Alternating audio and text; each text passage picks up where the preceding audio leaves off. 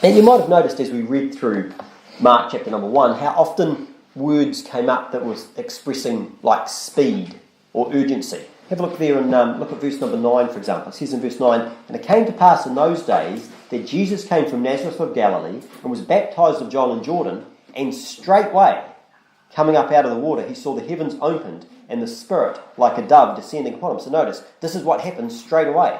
"And there came a voice from heaven saying, Thou art my beloved Son, in whom I am well pleased. And immediately the Spirit driveth him into the wilderness." So when something happens straight away, that happens straight away. If you say, do this immediately, what do you mean? It means right away. Look down at verse number 16. It says, "Now as he walked by the Sea of Galilee, he saw Simon and Andrew, his brother, casting a net into the sea, for they were fishers. And Jesus said unto them, Come ye after me, and I will make you to become fishers of men.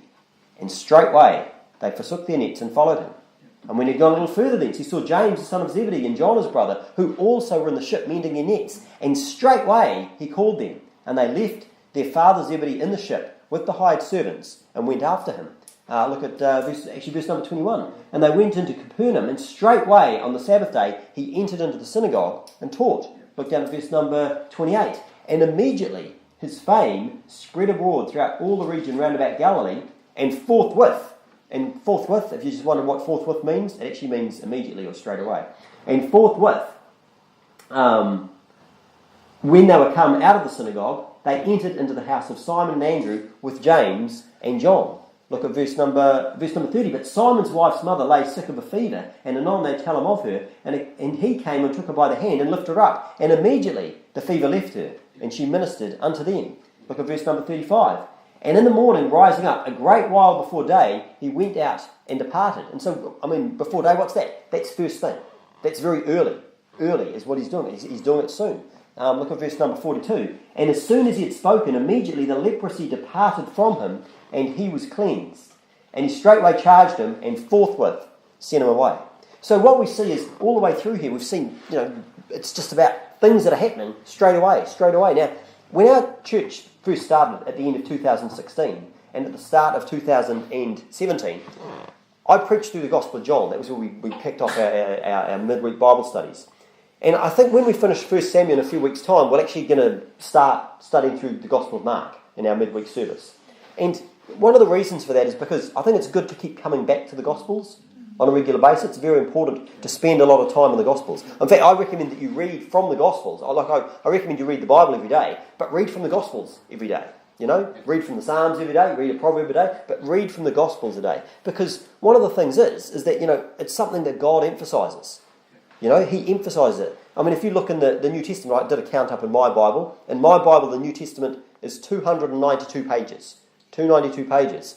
And if you look at the Gospels, they're 132, which is not far from half the size of the New Testament is actually the Gospels. Even think about the fact that there's 4 of them. Matthew, Mark, Luke, John. So you read the Gospel of Matthew, and then you go on, and lo and behold, we finished Matthew, now into Mark.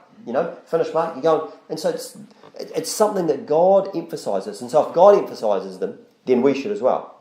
But one of the things you'll notice when you're reading through the Gospels is they kind of have a different character, different feel to them. They're not all exactly the same. Even just the whole size of them.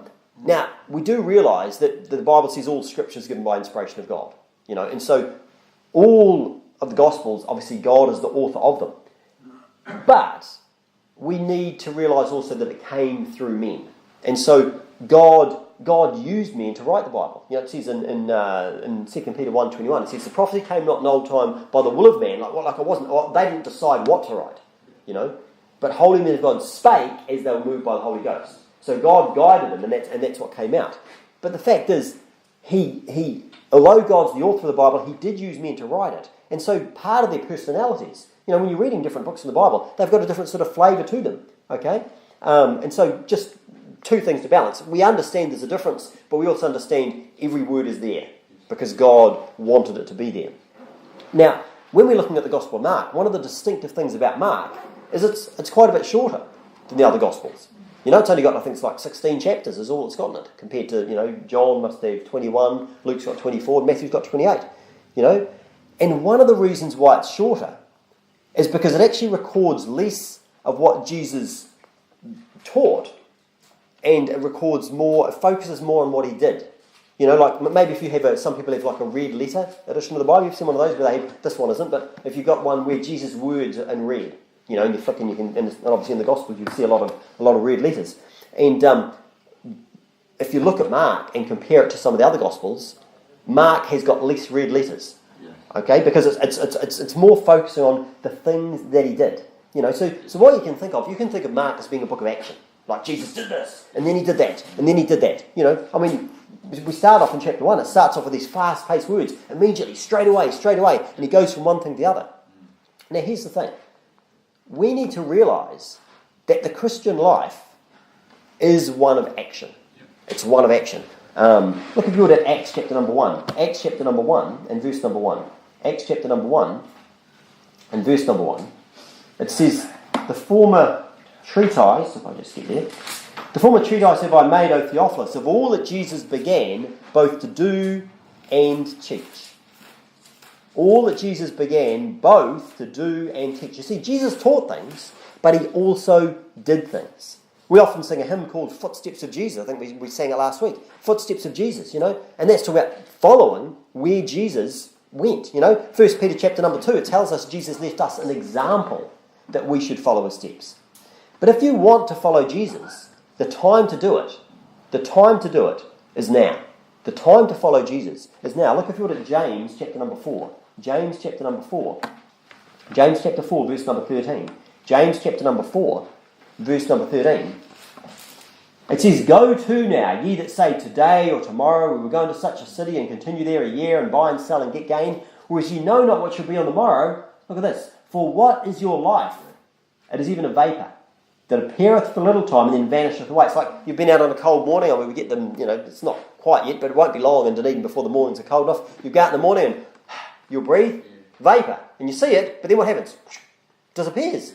He says, look, that's what your life. It's like there and it's gone. It's like a vapour that appeareth for a little time and then vanisheth away. He says, for you ought to say, if the Lord will, we shall live and do this or that. But now you rejoice in your boastings. That's obviously boasting. Oh, I'm going to do all these things I'm going to do. He says, all such rejoicing is evil. Therefore to him that knoweth to do good and doeth it not, to him it is sin. So saying, look, if you know this is what you should be doing, but I'm going to do this. The Bible says, look, that's a sin. Look back at verse number 7. Look back at verse number 7. It says, look, submit yourselves therefore to God, resist the devil and he will flee from you. Draw nigh to God, and he will draw nigh to you. Cleanse your hands, ye sinners, and purify your hearts, ye double-minded. Be afflicted and mourn and weep. Let your laughter be turned to mourning and your joy to heaviness. Humble yourselves in the sight of the Lord, and he shall lift you up. Notice he says, submit to God, resist the devil. When do you think you should resist the devil? I'll do it tomorrow. I'll do it next week. I'll do it next year. No, the time to resist the devil is now. The time to cleanse your hands, ye sinners. The time to purify your hearts. The time to do it is now. We should be doing it now. It's one of those things, don't put it off. You know, because, I mean, if you put off resisting the devil, what's going to happen? You're going to leave him to do damage in your life. You know, and sometimes the damage is something you can't repair from. Turn if you would to Luke chapter number 9. Luke chapter number 9 and verse number 57. Luke chapter number 9 and verse number 57. Luke chapter 9 and verse number 57. It says, and it came to pass, that as they went in the way, a certain man said unto him, Lord, I will follow thee whithersoever thou goest. And Jesus said unto him, foxes have holes, and the birds of the air have nests, but the Son of Man hath not where to lay his head. And he said unto another, follow me. But he said, Lord, first suffer me first to go and bury my father. And Jesus said unto him, let the dead bury their dead, but go thou and preach the kingdom of God.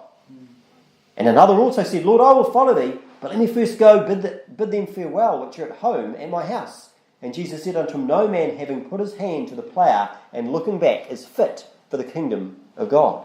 So notice what we've got here. Well, people, they've got all these excuses. People come up with all sorts of excuses for why they can't serve God. But are those excuses really valid? Didn't sound like it. You know, I mean, I like one, I've got to go and bury my father. I mean, that sounds pretty, you know, plausible. That sounds pretty, a reasonable excuse. Jesus said, look, no, even that. So if that's not an acceptable excuse, what excuse is acceptable? None is. And of course, remember, we saw back in James, putting off what you know you should be doing, that's a sin. Now, I was thinking about one of the most common excuses that people make for not doing things. One of the most common excuses people make for not doing things, I'm too tired. I'm too tired. Have you ever used that excuse? I've used that excuse. I'm too tired. Now, it's true that we should get enough rest, we should get enough sleep if we want to serve God or do anything well.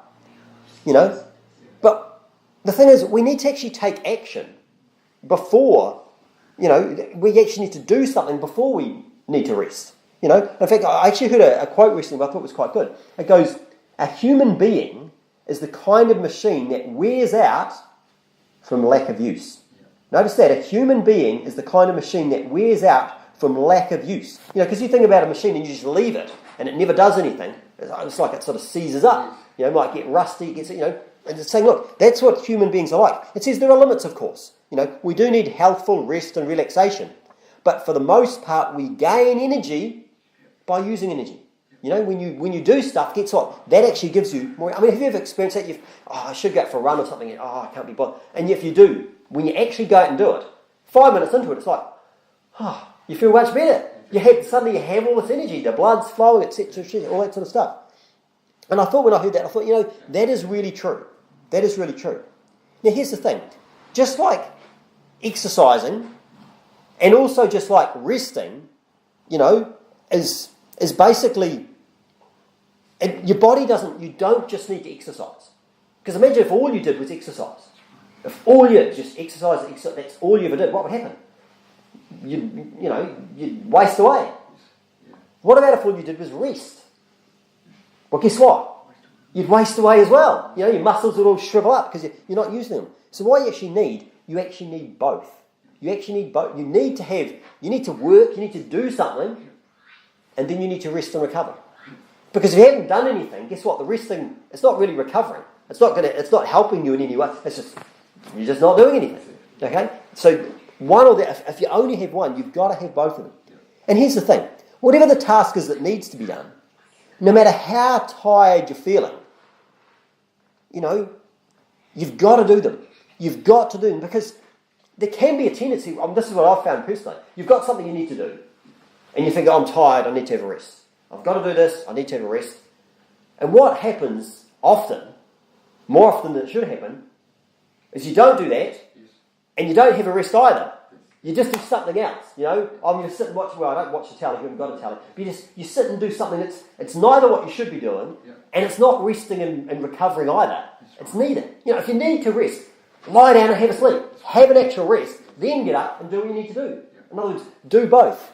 But don't sort of, it's like the worst of both worlds. Now, we can see in Jesus' life, he was clearly a man of action. He was a man of action. He did what needed to be done. In Mark 1, what do we see? Jesus got baptized. He preached the gospel. He called his disciples. He cast out a devil. He healed Peter's mother-in-law. He healed many other sick people. He cast out more devils. He spent time in prayer, got up really early, preached in more places, and then he healed a leper. That was only one chapter. It sounds like it was pretty full on. He was busy. But of course, Jesus was busy. In fact, and there were even places in the Bible where people said to him, like, he's beside himself. He's a crazy man. You need to, have something to eat, have a rest, etc. But Jesus, he did also realise that rest was necessary. He did realise that. Look, if you look at Mark chapter number 6. Look at Mark chapter number 6. Mark chapter number 6 and verse number 30. Mark chapter 6 and verse number 30. Mark chapter 6 and verse number 30 says, And the apostles gathered themselves together unto Jesus, and told him all things, both what they had done and what they had taught. And he said unto them, Come ye yourselves apart into a desert place, and rest a while. For there were many coming and going, and they had no leisure so much as to eat. So notice what Jesus says, Come apart, and rest a while. And they departed into a desert place by ship privately. And the people saw them departing, and many knew him, and ran afoot thither out of all cities, and outwent them, and came together unto him. And Jesus, when he came out, saw much people, and was moved with compassion toward them, because they were as sheep not having a shepherd, and he began to teach them many things. And so people saw him going away, and so they kind of followed him. But Jesus said, okay, and so he kept teaching them. And when the day was now far spent, his disciples came unto him and said, This is a desert place, and now the time is far past. Send them away, that they may go into the country round about, and into the villages, and buy themselves bread, for they have nothing to eat. So the disciples, they realise that, they need to do some stuff. These people, they need food. You've got to have these things that will help you recover. Now, if we keep on reading, we won't bother, but if we keep on reading, Jesus says, well, you give them something to eat, and they go, we haven't got anything, and so he ends up, that's when he feeds the 5,000. Okay?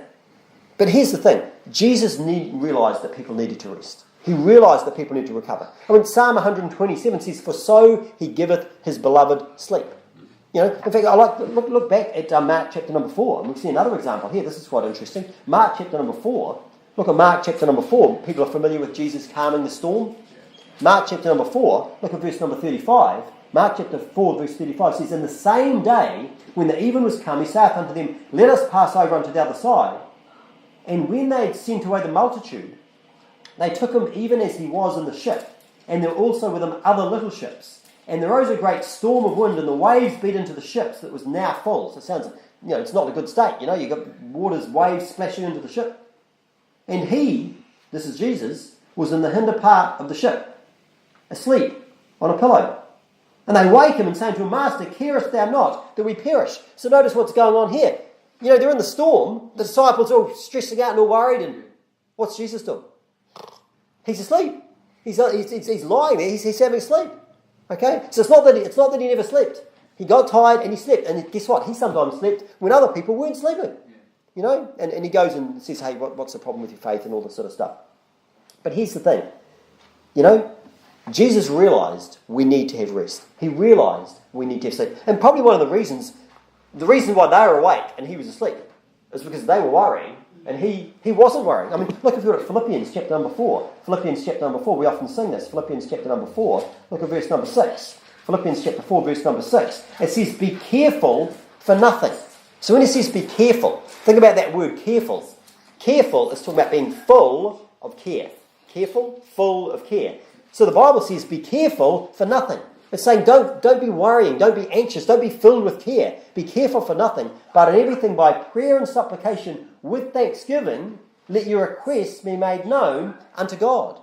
So he says, look, be careful, don't worry, and let your requests be made known unto God, and the peace of God, which passeth all understanding, shall keep your hearts and minds through Christ Jesus. In other words, you give your cares to God, prayer, supplication, tell God, and let God worry about it. And then the peace of God, keep your heart, keep your mind.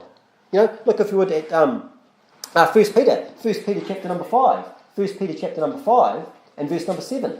1 Peter chapter number 5 and verse number 7. It says, casting all your care upon him, for he careth for you. Casting all your care upon him, for he careth for you. You see, there's a balance in the Christian life. We need rest and recovery. We do that just the same as we saw with exercising. But we also need to take action. We also need to take action. And the thing about action is that the only time you can take action is now. There's no other time that you can take action. I read a quote from one of the greatest basketball coaches of all time. And he said, I thought it was really, really good. He said, when I was teaching basketball, I urged my players to try their hardest to improve on that very day. He said, to make that practice a masterpiece. Make it really good. Make it a really good practice. He says, too often we get distracted by what is outside of our control. He says, you can't do anything about yesterday. Can you? Is there anything you can do about yesterday? No. He says, the door to the past has been shut and the key thrown away. You can do nothing about tomorrow. It's still to come. However, tomorrow is in large part determined by what you do today. Depending on what you do today, that's going to affect what tomorrow's like. He says, so make today a masterpiece. You have control over that. And then he goes and says, look, this rule is even more important in life than in basketball. And obviously he was a basketball coach, that was what he was about. But he says, look, in life, it's more important. He says you have to apply yourself each day to become a little better. And I think it's actually a really good principle, to become a little better. The Bible talks about, even with learning, it says precept upon precept, line upon line, here a little and there a little. Because sometimes people, they look and think, they look at some great mountain, there's some huge lofty goal, I could never do that. Just think of what's one little thing you could do to get closer. It's not like the whole a journey of 1,000 miles begins with just one step. Well, if you take one step, guess what? You're closer. You say, oh, I can never walk that far. Put another step and you've got a little bit further. Just one step, okay? And he says, look, apply yourself each day, become a little better. By applying yourself to the task of becoming a little better each day, and every day, by applying yourself to the task of becoming a little better each and every day over a period of time, you'll become a lot better. Only then will you be able to approach being the best that you can be.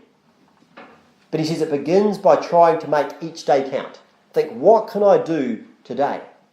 You know, the Bible says in Psalm 95, it says, today, if you will hear his voice. Today, if you'll hear his voice. In fact, that's actually quoted 2 times in the book of Hebrews. Today, if you will hear his voice. You see, the time to listen to Jesus is today. The time to listen to Jesus, I forgot to mention the announcement, but remember the Bible reading, this is the 31st of March. This is the last day for the Bible March. And, well, guess what? We encourage you to read through the entire Bible in the book of March. But the way to do that, so it'd be great if you did the whole Bible, you'd be doing well. The whole New Testament in the book of March. Okay? Read through the whole New Testament in the book of March. 9 chapters a day gives you, there's a few days left over to spare. Read through the whole New Testament. We encourage you to do that. But you've got to do it each day.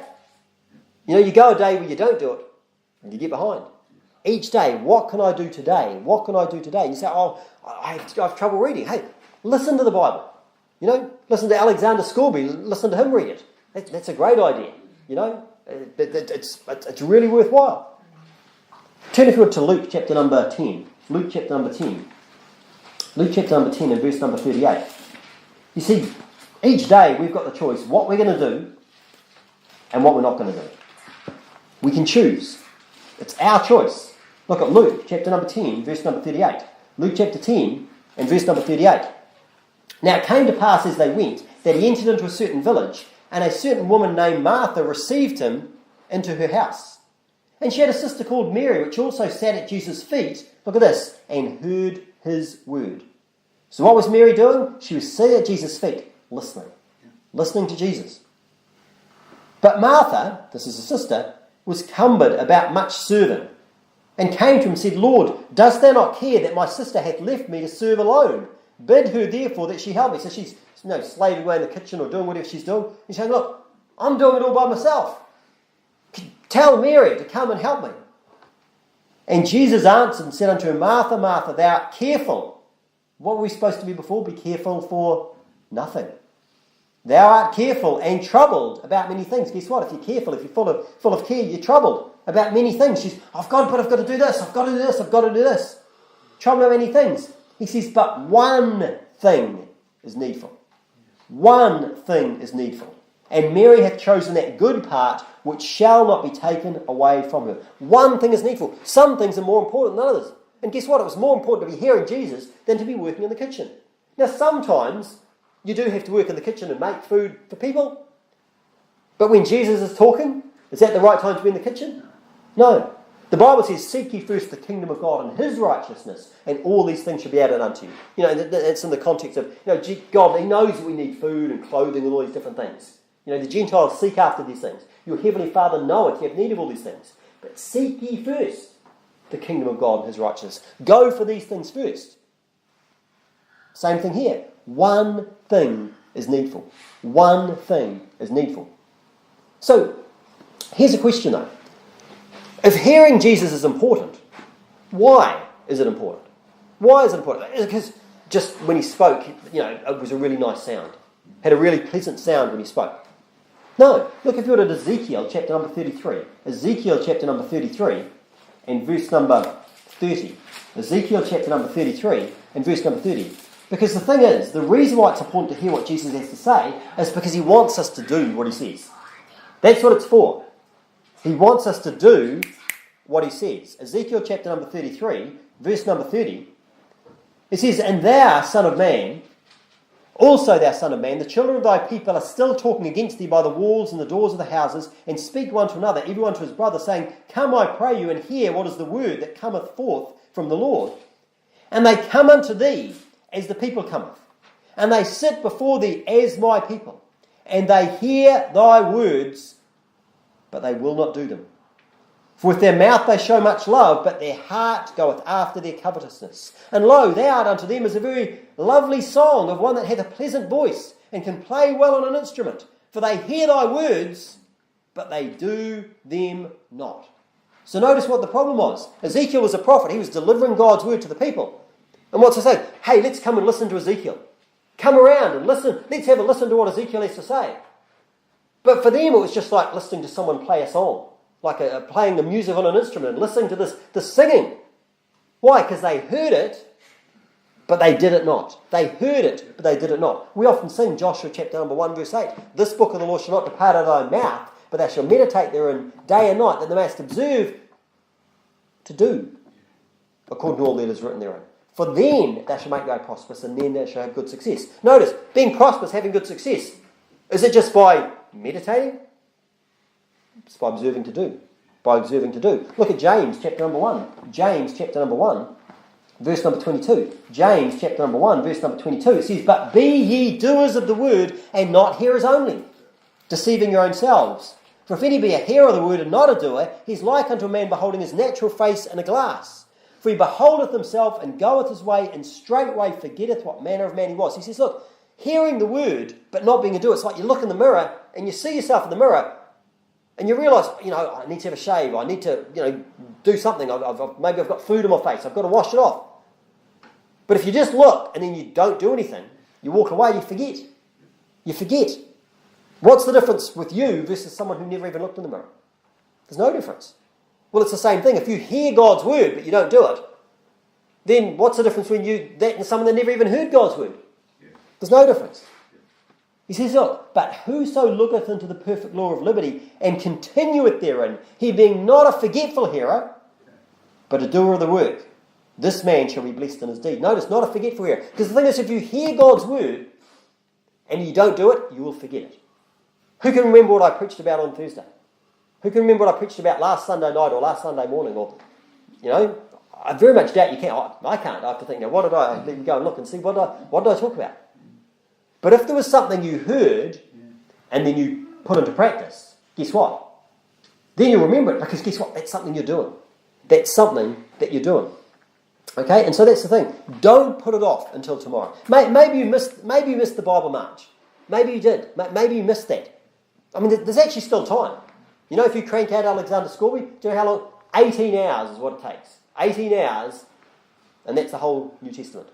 The entire New Testament, you could listen to it in that period of time. In fact, I must admit, I tend to listen on 1.25 speed. I don't listen because he does talk pretty slowly. I don't go super fast, but 1.25 is not bad. So it's going to be less than 18 hours. And so, there's still time. But here's the thing. What are the things that we should be doing? What are some of the things? And obviously, I suppose we've looked at the start, hearing God's word. Reading God's word. I mean, we've seen previously, I think, we've seen that was Jesus' custom. Remember in Luke chapter number 4? Look at Luke chapter number 4, verse number 16. Luke chapter number 4, verse number 16. It says, and he came to Nazareth, where he had been brought up, and as his custom was, he went into the synagogue on the Sabbath day and stood up for to read. So what was Jesus' custom? Going to the synagogue, reading God's word. Now, do you think that was the only time that Jesus read God's word? No. I mean, earlier in the chapter, we read about the temptation. Jesus was tempted by the devil, and he responds in every case by quoting God's word. It is written, he says. Look if you were to Acts chapter number 17. Acts chapter number 17 and verse number 11. Acts chapter number 17, verse number 11. When it's talking about the Bereans, and it says, these were more noble than those in Thessalonica, in that they received the word with all readiness of mind, and searched the scriptures daily, whether those things were so. Notice, they searched the scriptures daily, whether those things were so. Look if you look at Luke chapter number 11. Luke chapter number 11 and verse number 3. Luke chapter number 11. Luke chapter number 11 and verse number 3. Luke 11:3 says, give us day by day our daily bread. Give us day by day our daily bread. And of course we know that, bread is like a type of the scripture, of God's word. We talked about how he fed them with manna.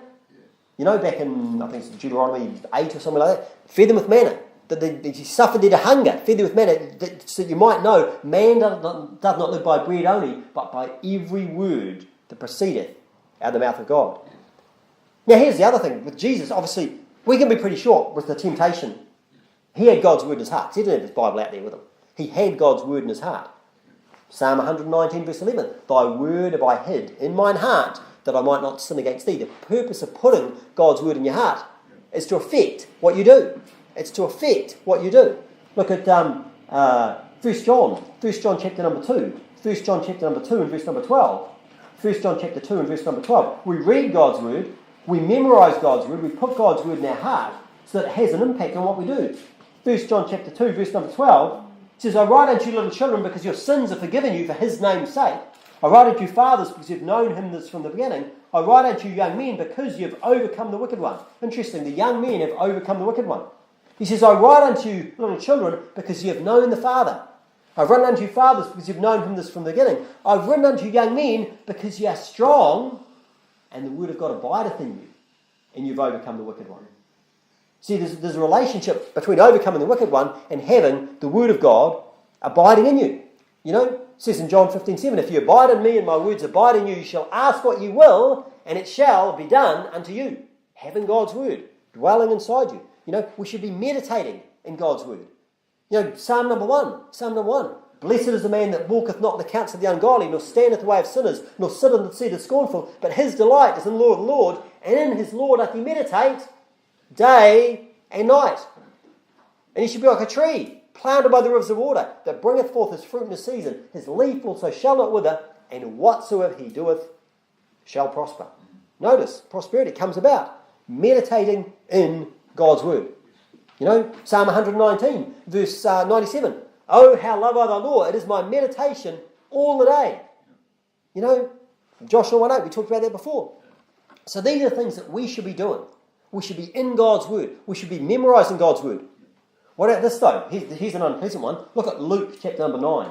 Something else we should be doing, an action we should be taking. Luke chapter number 9 and verse number 23. Luke 9:23. And he said to them all, if any man will come after me, let him deny himself and take up his cross daily and follow me. We should be denying ourselves. That means I want to do this, but I should be doing that. So guess what? Deny yourself and do what you should be doing. He says, and notice it says, take up his cross daily and follow me. This needs to be something we do every day. For whoso will save his life shall lose it, but whoso will lose his life for my sake, the same shall save it. For what is a man advantage if he gain the whole world and lose himself or be cast away? For whosoever shall be ashamed of me and of my words, of him shall the Son of Man be ashamed when he shall come in his own glory and in his Father's and of the holy angels. So notice it's talking about being ashamed of God's word. The point is, God says to do something, but I'm not going to do that. God says to do that, but I'm not going to do that. Okay? He says, no, you're going to be ashamed of my words, I'll be ashamed of you. Now, you know, you're still saved. It's got nothing to do with salvation. Because why would God be ashamed of someone who's not his child? You know, I could be ashamed of my children. If my children misbehave, if they do things they shouldn't be doing, that can make me ashamed. But I'm not ashamed by what someone else's children do. Because they're not my children. You know, why should I be ashamed of it? I'm not. Well, guess what? God's the same. Okay? We should be doing it. We should be denying ourselves. In fact, Paul says, look at, turn if you're to 1 Corinthians chapter number 9, 1 Corinthians chapter number 9, but it says in 1 Corinthians 15, the Apostle Paul, he says he dies, he said, I die daily. I think it was verse number 31. He says, I protest by your rejoicing, which I have in Christ Jesus our Lord, I die daily. You're then 1 Corinthians chapter number 9, 1 Corinthians chapter number 9 and verse number 24, 1 Corinthians 9 verse 24, he says, know ye not that they which run in a race run all, but one receiveth the prize. So run that ye may obtain. He says, look, the Christian life is a race. Why? Because guess what? There's rewards. There's prizes. Prizes get dished out. And guess what? Prizes get dished out to the people that do well. Now, the prize is not eternal life. It's not that. But there are rewards. Jesus is going to come back and he's going to reward people according to their works, what they've done. And he says, look, they that run a race run all, but one receiveth the prize, the person who wins, so run that you may obtain. So run to try and win. Do the best you can. And every man that striveth for the mastery is temperate in all things. What does that mean? Self-control, temperance. That's denying something. I feel like this, I feel like this. What are we going to eat? Just good healthy food. I'm just going to eat a whole pile of blocks of chocolate. Self-control. Hey, there's nothing wrong with a bit of chocolate now and again. But here's the thing. He says, look, be temperate. The person who's scoffing chocolate every day, they're not winning Olympic medals, are they? No. They're not. Or maybe if they're doing it in, I don't know, shooting or something like that, maybe. Probably not. Probably not even then. It would mess with your mind. Yeah. Anyway, because actually if you had no self-control to be able to resist eating chocolate every day, you'd also have no self-control to discipline yourself to do the practice that you've got to do. And guess what? It takes practice. Yeah. Massive amounts of practice. He says, look, every man that striveth with mastery is tempered in all things. Now they do it to obtain a corruptible crown. Guess what? That's something that, how many people's medals and they haven't even got them anymore. They've lost them, they've rusted away, they're forgotten. Yeah. He says, look, it's corruptible, but we are incorruptible. I therefore so run, not as uncertainly, I fight. So fight I, not as one that beateth the air, but I keep under my body. He's saying, look, I keep my body under control. Okay, I keep under my body and bring it into subjection. In other words, I'm the boss, not my body's the boss. Because the person who's racing off to eat the chocolate, their body's in charge. That's the one that's leading them. He says, look, I bring it in subjection, lest that by any means when I have preached to others, I myself should be cast away. That's exactly the same thing that Jesus talked about. Being cast away. Same thing. Being useless. I was used by God at one stage. God used me and now cast me away. Why? Because I'm just a vessel that's no good. Okay? Deny yourself. What else should we be doing? What are some things we should be doing? We should be teaching. Remember, Jesus began both to do and teach, but of course, teaching is something that you can actually do. Paul told Timothy, he says, the same, what I've committed to you. He says, look, commit to faithful men who should be able to teach others also. Jesus, he did and he taught. I mean, if you've been a Christian for a while, if you've been saved for a while, you should be a teacher. Look at Hebrews chapter number 5. Hebrews chapter number 5, just towards the end of the chapter there, Hebrews chapter number 5. And it says, for the time, verse 12, Hebrews 5:12, for when for the time you ought to be teachers, ye have need that one teach you again, which be the first principles of the oracles of God. He says, look, you should be teaching people by now. You should be teaching people, but you actually need someone to teach you again the basics, the first principles of the oracles of God. And have become such as need of milk and not of strong meat. He says, look, you're like a baby. Think about what a baby's have. They just have milk. They get spoon-fed. He's saying, that's what you're like. For everyone that useth milk is unskillful in the word of righteousness, for he is a babe, but strong meat belongeth to them who are full age, even those who by reason of use, notice that, you've got to do it, have their senses exercised to discern both good and evil. Later on in Hebrews, in fact, it must be, early on, chapter number 3, verse 13, it says, but exhort one another daily. Well, guess what? What's exhorting? You're encouraging people. Encouraging people what? To do something. Encouraging them to do something. Exhort one another daily while it is called today. I mean, later on in Hebrews it talks about, forsake not the assembly of yourselves together, as a manner of summers. But exhorting one another, and so much the more as you see the day approaching. Just looking at the time. Look at Acts chapter number 19. Acts chapter number 19. You see, the things that you do daily. Remember that basketball coach was talking about? What you do daily. That's going to, over time, have a big impact on your life. Look at Acts chapter number 19. Acts chapter number 19 and verse number 9. Acts chapter 19 and verse number 9. It says, but when divers were hardened and believed not, but spake evil that way before the multitude, he departed from them and separated the disciples, disputing daily in the school of one Tyrannus. Guess what? Paul was contending for the faith and he was doing it daily. Jude said that's what we should be doing.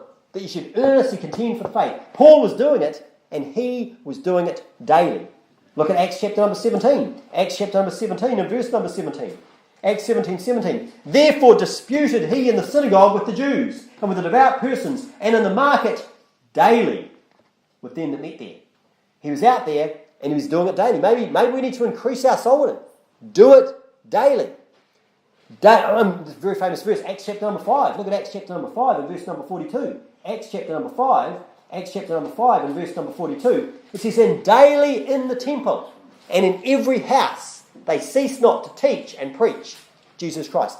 Daily in the temple. Look at Luke chapter number 19. Luke chapter number 19. You see, this wasn't something just the apostles did. Look at Luke chapter number 19. Luke chapter number 19 and verse number 47. Luke chapter 19 and verse number 47. Here's Jesus, and he taught daily in the temple. But the chief priests and the scribes and the chief of the people sought to destroy him. Notice that. He taught daily in the temple. Jesus was teaching. Look at Mark chapter number 14. Mark chapter number 14 and verse number 49. Mark chapter number 14. Mark chapter 14 and verse number 49. He says, I was daily with you in the temple teaching, and you took me not. But the scriptures must be fulfilled. So when you think about teaching, what's the most basic thing of teaching? What is this? Preaching the gospel. Go ye into all the world and preach the gospel to every creature. You know, Jesus said all power is given unto me. He says, go ye therefore and teach all nations, baptizing in the name of the Father and the Son and of the Holy Ghost, teaching them to observe all things whatsoever I have commanded you. And lo, I'm with you always, even unto the end of the world. Amen. So we should preach the gospel. I mean, look, actually turn back to the start, where we started in Mark chapter number 1. Look at Mark chapter number 1, verse number 14. Mark chapter number 1 and verse number 14. Jesus came into Galilee preaching the gospel of the kingdom, saying the time is fulfilled and the kingdom of God is at hand. Repent ye and believe the gospel. So straight away he gets into it and he starts preaching the gospel. And then what? Now as he walked by the Sea of Galilee, he saw Simon and Andrew his brother casting a net into the sea, for they were fishers. So they were fishing for fish. And Jesus said unto them, come ye after me, and I will make you to become fishers of men. And straightway they forsook their nets and followed him. Following Jesus. He says, look, follow me and I will make you fishers of men. We need to be preaching the gospel. That's an action we should do. You know, at the start of the chapter, what do we see? Jesus got baptized. Guess what? If you haven't been baptized, that's something you need to do. You've been saved, then get baptized. You know, look at Mark chapter number, Matthew chapter number 3. Matthew chapter number 3. Because remember, Jesus is our example that we should follow his steps. We'll look at Matthew chapter number 3, verse 13. Then cometh Jesus from Galilee to Jordan unto John to be baptized of him. So Jesus went to John the Baptist to get baptized. But John forbade him, saying, I have need to be baptized of thee, and comest thou to me? And Jesus answering said unto him, suffer it to be so now. He says, allow it to be so now, for thus it becometh us to fulfill all righteousness. What's he saying? It's the right thing to do. If it was the right thing for Jesus to be baptized, it's the right thing for you to be baptized. Then he suffered him, then he allowed him. And Jesus, when he was baptized, went up straightway out of the water, and lo, the heavens were opened unto him, and he saw the Spirit of God descending like a dove and lighting upon him. And lo, a voice from heaven saying, this is my beloved Son, in whom I am well pleased. Guess what? You believe, you get saved. If you get baptized, that's going to please God too. That's going to please God as well. What else should we do? Something we can do now. What can we do today? How about this? Turn to 1 Thessalonians chapter 5. Give thanks. Yeah. Give thanks. We should be thankful. We should be thankful. I mean, it's amazing. You can read books by sort of, like successful, people that are just telling this is how to be successful in the world. And these are not believers. These are not, Christians. Yes. But they even say, look, be thankful. Yes. Be thankful. It will actually make a difference in your life. Be thankful. 1 Thessalonians chapter number 5, verse 16 says, rejoice evermore, pray without ceasing, in everything give thanks. For this is the will of God in Christ Jesus concerning you. Give thanks. Psalm 68 and verse number 19. Why should we be giving thanks? Well, how about this? Because we've got a lot to be thankful for. That would be a good reason to give thanks. Look at Psalm 68 and verse number 19. Psalm 68, verse number 19. Blessed be the Lord who daily loadeth us with benefits. Daily loadeth us with benefits. Even the God of our salvation, Selah. So look, God's daily loading us with benefits. We should be daily giving thanks to him. Giving thanks to him for, and the Bible says every good gift and every perfect gift is from above, and cometh down from the Father of lights, with whom is no variableness, neither shadow of turning. God gives us many good things. In fact, we sang in Psalm 61 just before, Psalm 61, and it says in Psalm 61, verse number 8, it says, so will I sing praise unto thy name. Sing to God praise daily.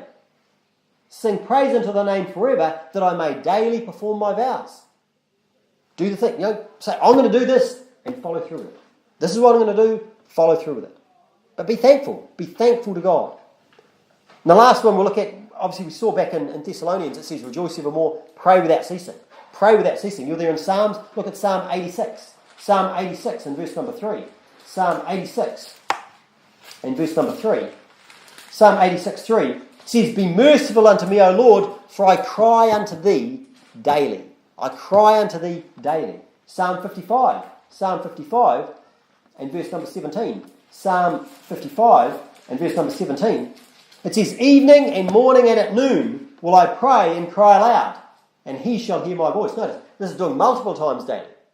Multiple times. Evening, morning and at noon will I pray and cry aloud, and he shall hear my voice. We often sing Psalm 5.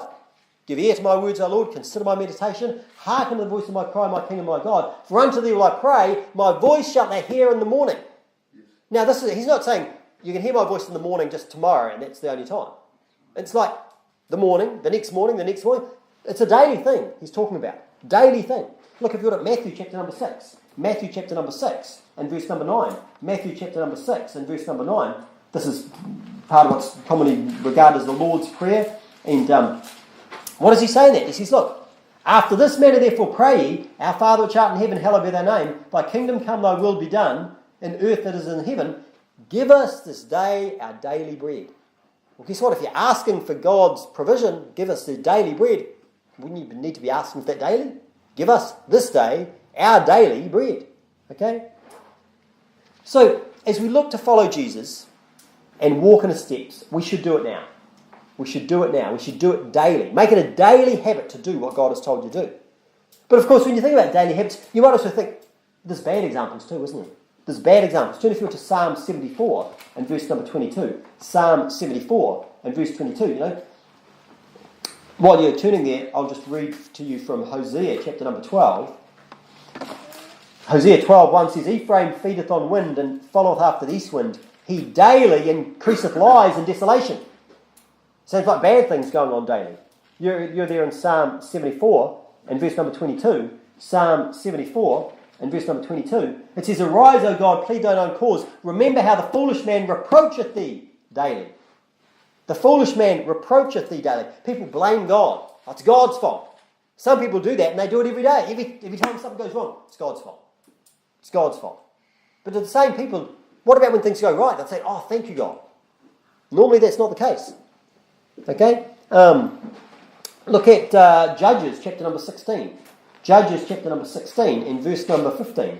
Judges chapter number 16, verse number 15. This is the account of Samson. Of course, remember Delilah, she was leading him down the wrong path. And verse number 15, it says, And she said unto him, How canst thou say, I love thee, when thine heart is not with me? Thou hast mocked me these 3 times, because she's trying to find out where his strength came from.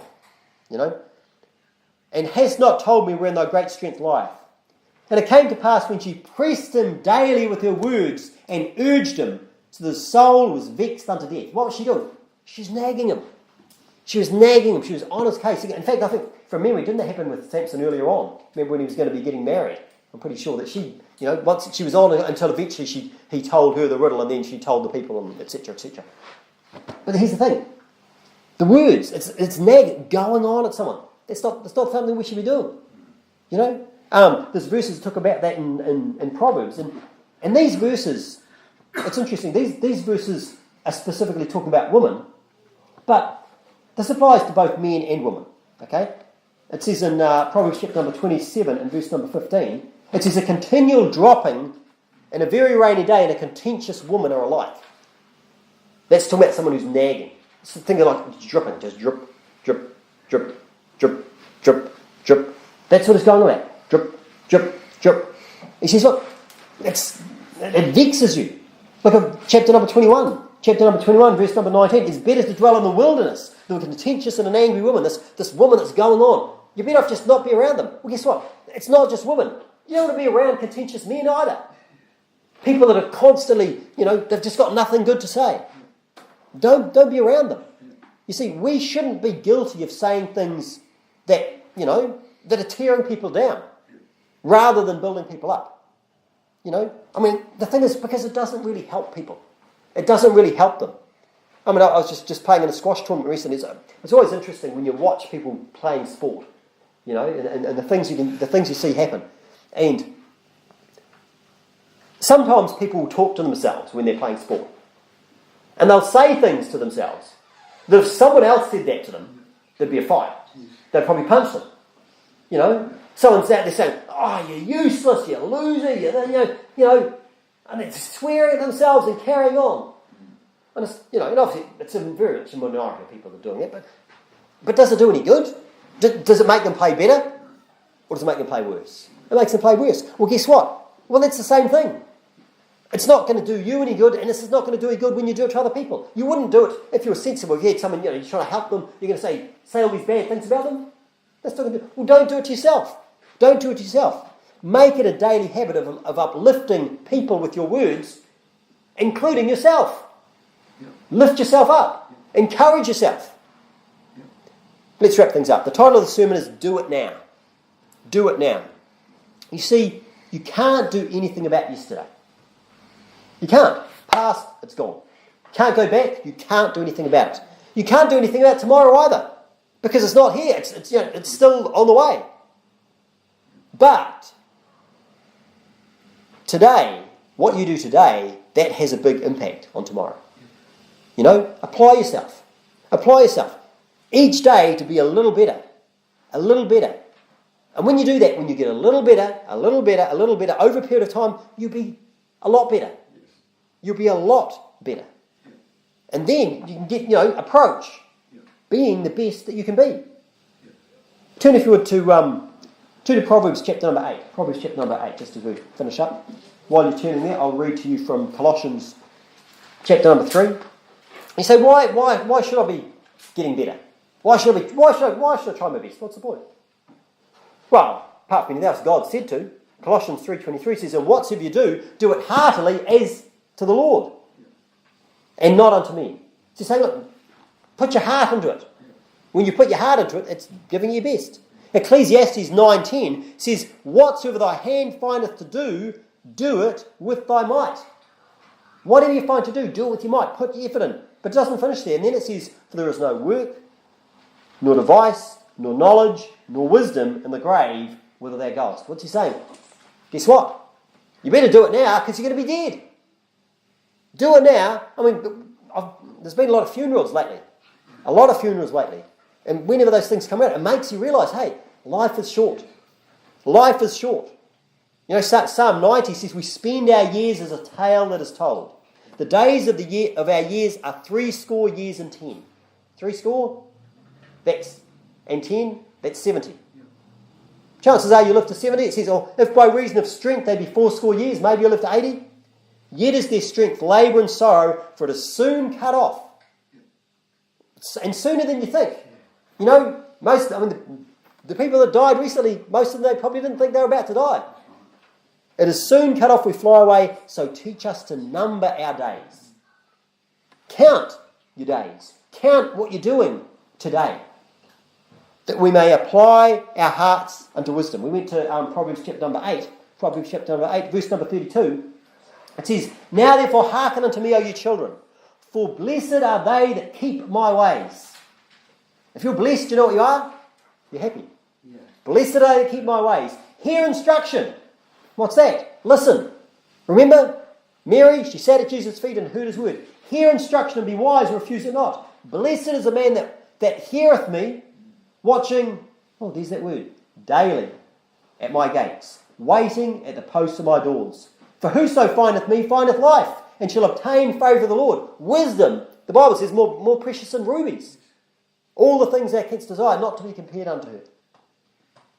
He says, "But he that sinneth against me wrongeth his own soul. All they that hate me love death." The time to seek wisdom is now. The time to seek it is today. Do it now. Jesus was a man of action. We're supposed to be following Jesus, walking in his steps. Well, guess what? We've got to be people of action. And the only time you can take action, can't take yesterday, it's gone. Can't take it tomorrow, it's not here. You can only take it today. Do it now. Let's pray. Gracious Lord, we thank you for your word, and Lord, please help us to be people of action. Preach the word, Baptist Church. That's what we're about. We want to be preaching the gospel to every creature. As your word says, the harvest truly is plenteous, but the labourers are few. What does that mean? There's not many people doing the work. Lord, we pray that you would send forth labourers into your harvest. Help us to be people of action when it comes to preaching the gospel, but in all areas of our life. Reading your word, praying. In all things, Lord, help us to be people of action. Take action. Not undirected action. Hearing your word first, and then being doers of the word. We thank you and praise you and love you. In Jesus' name we pray. Amen.